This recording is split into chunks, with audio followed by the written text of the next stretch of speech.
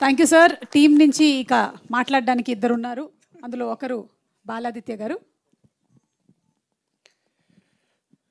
సభా సరస్వతి నమః. 34 ఏళ్ల క్రితం 1991 జూన్ 13 నాకు 6 ఏళ్ల వయసు. నేను మొట్టమొదటిసారి కెమెరాని ఫేస్ చేశాను. మళ్ళీ 34 ఏళ్ల తర్వాత నా 6 ఏళ్ల కూతురుతో పాటు కలిసి మొట్టమొదటిసారి ఇందులో ఈ కథాసుధలో వెండిపట్టిలో నటించాను. It's a great memory for మీ.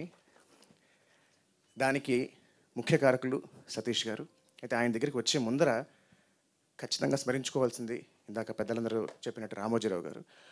ఒక మనిషి 100 జన్మల్లో చేయగలిగిన పని, అథవా 100 మంది మహానుభావులు కలిస్తే ఒక జన్మలో చేయగలిగిన పని ఆయన ఒక్కడు ఆ సామ్రాజ్యాన్ని స్థాపించి ప్రపంచాన్ని నిరూపించారు. ఆయన గొప్పతనం ఏమిటి అంటే అందరికీ తెలిసిందే. కానీ నాకు ప్రత్యేకించి ఈటీవీ కన్నా ఆ సంస్థన రామోజీరావు గారన్నా ఎందుకు గౌరవం అంటే, ఇవాళకి కూడా అంటే నేను చైల్డ్ ఆర్టిస్ట్గా ఉన్నప్పటి నుంచి ఈటీవీ సంస్థతో నాకు అనుబంధం ఉంది. హీరోగా చేశాను. అలాగే ఛాంపియన్ అనే షో ఇందాక అజయశాంత్ గారితో మాట్లాడుతూ ఆ షోకి నాకు నంది అవార్డు కూడా వచ్చింది బెస్ట్ యాంకర్గా. తెలుగు భాషని బ్రతికిస్తున్న సంస్థల్లో ఈటీవీ కూడా ఒక సంస్థ. ఇప్పటికీ తెలుగు భాష బతుకుందంటే దానికి కారణం ఈటీవీ అని ఖచ్చితంగా చెప్పగలం. అలాగే తెలుగు సంస్కృతిని కాపాడుతున్న సంస్థ. సో అటువంటి సంస్థలో వచ్చే సినిమాలన్నీ కూడా ఇందాక పెద్దలు చెప్పినట్టు చాలా చాలా మంచి సినిమాలు, హృదయమైన సినిమాలు. ఇందాక రవి గారు అన్నారు, అలాగే అనిల్ గారు కూడా చెప్పారు. సో వీరందరూ రావడం ఈ కార్యక్రమానికి చాలా చాలా ఆనందం sir. Thank you so much for being here.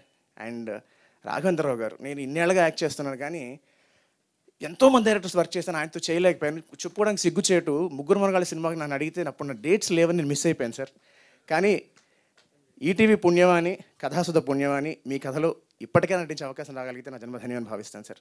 మీలాంటి మహానుభావుల దగ్గర పనిచేయడం నా అదృష్టం. అండ్ అలాగే ఇంకా ఈటీవీ సంస్థ, ఈటీవీ విన్ ఈ యాప్ వచ్చింది. నేను 2009లో 1940లో గ్రామం అని సినిమా చేశాను. సినిమాకి నేషనల్ అవార్డు వచ్చిన తర్వాత నేను నా చదువు కోసం బ్రేక్ తీసుకున్నాను. మన ఇండస్ట్రీ గురించి తెలిసిందే, కొన్నాళ్ళు మనం బ్రేక్ తీసుకుంటే ఇండస్ట్రీ కొన్నాళ్ళు బ్రేక్ ఇస్తుంది. అలా ఒక 7-8 ఏళ్ళు గడిచిపోయింది. ఆ తర్వాత నేను మళ్ళీ వచ్చాను, నేను చేస్తాను, నేను చేద్దాం అనుకుంటున్నాను. హీరోగా కాదు, I want be an actor, ఒక పర్ఫార్మర్ అవ్వాలనుకుంటున్నాను అని నేను చాలా కమ్యూనికేట్ చేస్తే అప్పటికే ఓటీటీ ప్లాట్ఫామ్స్ లేవండి. లీడ్ యాక్టర్ అనే టెక్నాలజీ లేదు. అయితే హీరో లేదా హీరో ఫ్రెండ్ క్యారెక్టర్ లేదా తమ్ముడు క్యారెక్టర్ ఇంకోటి. మంచి కథలు కావాలి, మంచి పర్ఫార్మెన్స్ స్కోప్ ఉన్న క్యారెక్టర్స్ కావాలి, అలాంటి కాంటెంట్స్ కావాలి, అలాంటివి ఏమైనా ఉంటే నేను ఒక పర్ఫార్మర్గా ఉండదలుచుకున్నానండి అని చెప్పినప్పుడు అప్పటికి అవి లేవు. ఐమ్ టాకింగ్ అబౌట్ 2014-15 ఆ టైంలో. సరే, చాలా కాలం తర్వాత మళ్ళీ నన్ను గుర్తుపెట్టుకుని నా మీద అభిమానంతో, ప్రేమతో ఆయన డైలాగ్ రైటర్గా నేను హీరోగా పనిచేసిన టైంలో ఉన్నప్పుడు మాట ఇచ్చిన సతీష్ గారు గుర్తుపెట్టుకుని మళ్ళీ నన్ను వెండితెరకు పరిచయం చేశారు. ఎంత మంచి వాడాలన్న సినిమాతో. దాంతో మళ్ళీ నేను వెండితెర మీదకి వచ్చాను. అంతేకాదు దాని తర్వాత ఆయన ఎప్పుడు గుర్తుపెట్టుకుని ఆయన ప్రేమగా ఆయన సకల కళావల్లుని పిలుస్తుంటాడు. ఆయన ఎంతో హృదయంగా మాట్లాడుతుంటారు. నాకు ఆయనలో ఉన్న రచయిత, దర్శకుడు ఎంత ఇష్టమో అంతకు మించి ఆయనలో ఉన్న మనిషి చాలా ఇష్టం. అటువంటి మంచి మనిషి చేసిన మంచి మంచి కథలు ఇందులో ఉన్నాయి.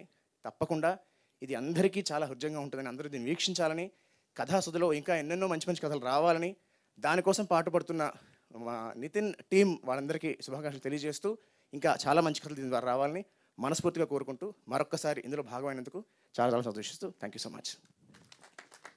Thank you. సతీష్ గారు, మీరే చెప్పాలి నెక్స్ట్ మీ టీం మెంబర్స్లో ఎవరు మాట్లాడతారు?